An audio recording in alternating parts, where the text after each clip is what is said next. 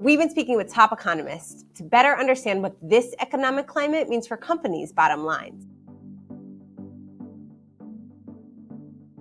Today, I'm speaking with market analyst Gary Shilling. By the way, I apologize for looking like the Tin Man from The Wizard of Oz. I just had some surgery on my nose to take off some precancer cells. And Does it hurt? No, it doesn't hurt. Just looks a little weird. Well, thank you for taking the time. We want to start by getting your opinion on the biggest headlines. What is the impact of President Trump's tariffs on the economy, both in the long and short term? When we have trade wars, which we're obviously in, particularly with China, but it's to a lesser extent with Mexico, Canada, etc. But it's the country that's the buyer. When you got plenty of goods around the world for sale, it's the buyer that has the upper hand, not the seller, it's the buyer. And we're the buyer, they're the seller. And that's what Trump realizes. He loves negotiation.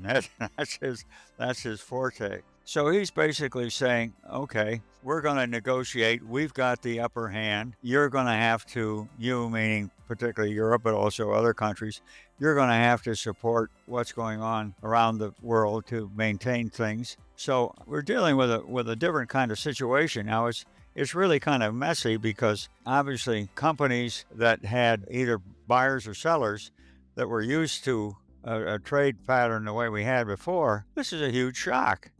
Somebody was used to buying cheap Asian products, and that's what globalization really was all about. It was the application of Western technology and cheap Asian labor to produce a huge variety of manufactured goods, many of which were exported to North America and Europe. And then suddenly, Trump comes along and says, wait a minute, no, we're not going to do that anymore. Any transition like this is wrenching. It's tough. It isn't a matter that you simply turn on and turn off the tap and everything adjusts automatically. It takes tremendous amount of adjustments. The adjustment process definitely means slower growth. And the second one, which is related to it, is that it is deflationary. You have excess supply around the world. Supply chains, which were developed particularly in China over decades, the last 30 years or more, these take time to get reestablished. It isn't just a matter that you say, okay, we're going to switch out of China. We're going to go to Vietnam. We're going to go to India. I'm particularly enthusiastic about India. But it isn't that these things happen overnight. They are happening. They will happen. But it's very disruptive. The next question I had is who wins and who loses in this approach? You mentioned India. Can you talk a little bit about the winners and the losers, and what does it mean for the American people? Well, I'm particularly high on India for a number of reasons, and particularly in relation to China. First of all, India has the advantage that it is a democracy. Secondly, India has no population limits. China, as a result of their one child per couple policy some years ago, has a declining workforce. Their workforce is going to be declining for the next 4 or 5 decades. A third thing is that India inherited from the British a legal system. Now, again, it's not what we would call a legal system.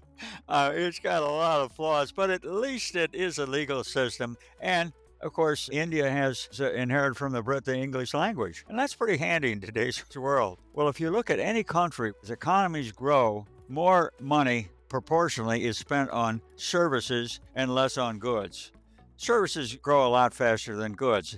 Goods, you can only put so many cars in your driveway, but in services, you can spend almost infinitely amount of money on recreation, travel, medical services, and so on.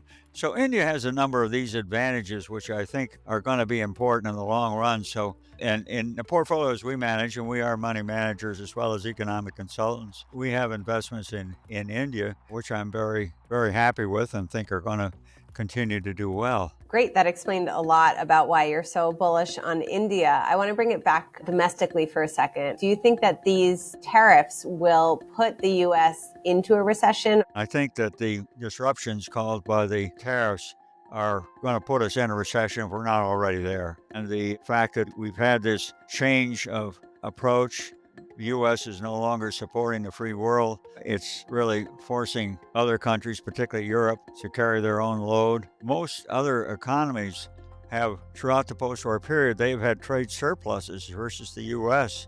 U.S. has been running deficits. I think that, Trump's the guy who pulled the rug out from under it, but the situation was really untenable anyway. Sooner or later, it was going to be much more every man for himself as opposed to U.S. supporting the free world. Shifting gears a little bit, what's the future of manufacturing in the U.S.? Will American workers be able to keep up with the AI and robotics revolution? It's not as rosy as Trump would hope it is. The reality is that if you look at manufacturing employment as a percentage of total payrolls, coming out of World War II was very, very strong, but it has declined. Now, it's declined for two reasons. As economies expand, people spend more money on services proportionally and less on goods. So that works to the detriment of manufacturing. But the other one is basically globalization. It's the fact that Western technology has been available with cheap labor, particularly in Asia, and it has created manufacturing powerhouses, particularly in China. So manufacturing to return to the U.S. in anything like what Trump may be imagining or like we had right after World War II is just not logical. Okay, if you went to all-out protectionism, and you say we cannot import any manufactured goods, you could force it, I suppose. It would be pretty tough on the economy, but manufacturing is just not going to come back. What is coming back in manufacturing is what we have had. It's the design. If you look at high-tech areas, a lot of the design of various high-tech areas, the design is done here. The manufacturing is done elsewhere. Semiconductors basically produced in Taiwan. They're not produced here. They're designed here, but they're produced elsewhere where labor is a lot cheaper. So manufacturing, high-end manufacturing, some of it is returning to the U.S. and will. But in terms of having factories that employ, thousands of people, that's highly unlikely unless it's forced by tariffs. Now, to a certain extent, that is true. Again, unless you have all-out protectionism, it's just not feasible to see serious manufacturing return to this country. What will the trade war do to the value of the dollar? Well, the dollar is the international currency. Of course, there have been periodic poo-pooing of the dollar in the last 40, 50 years. We did a detailed study of currencies that were the global currency going back to ancient times. It's usually the largest economy in the world. It's one that has higher productivity growth than other economies. It has open and free markets, and credibility is another important one here.